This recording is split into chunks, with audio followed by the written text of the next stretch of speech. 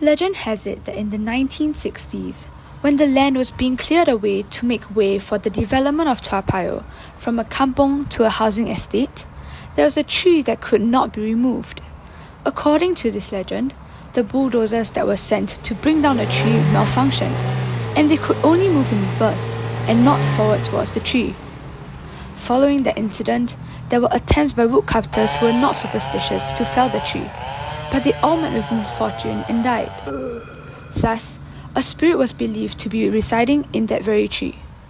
After multiple failed attempts by religious leaders offering prayers for the tree spirit to leave, authorities decided to leave that particular tree alone. A shrine was then built and has remained up to this very day.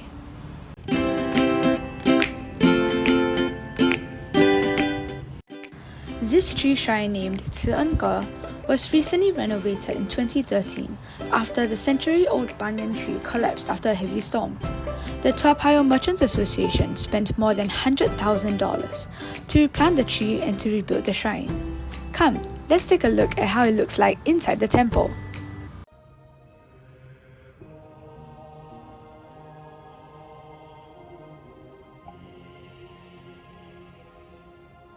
There are 4 deities worshipped in this tree shrine. The primary god worshipped at this temple is Guan Yin, goddess of mercy. Natuk Gong, the tree spirit, was originally the primary god of the temple, but was then changed to Guan Yin. This was to cater to the spiritual needs of the Thai and Chinese migrants who were settling in the area who were followers of Buddhism.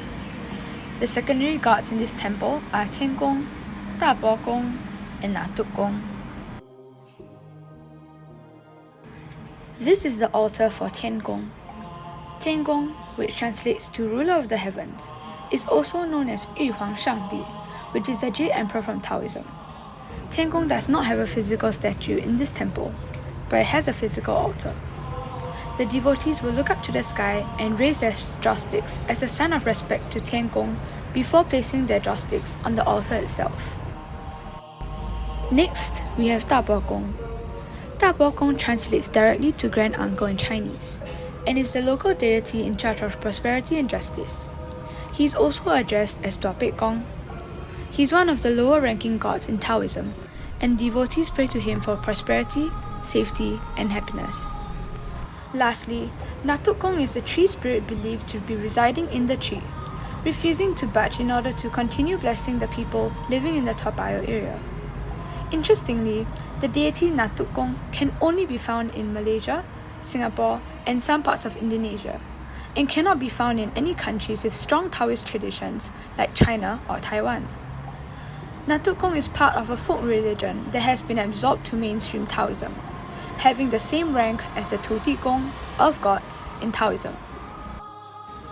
The Natuk in Natuk Gong actually comes from the word Datuk in Malay, an honorific title referring to male elders who are in high societal positions, who are well respected by many. The Gong is a Chinese word, where Gong is an honorific title used for male elders, and also commonly used to refer to deities. It is a Malay local tradition for people to offer prayers at the gravestones of Datuks who have passed away. An influx of Chinese immigrants to Malaysia and Singapore similarly carried with them their Confucianist beliefs of ancestor worship. Additionally, the folk belief in animism, where spirits can be living in trees, caves, and strange stone formations, allowed the Chinese immigrants to adopt these local practices.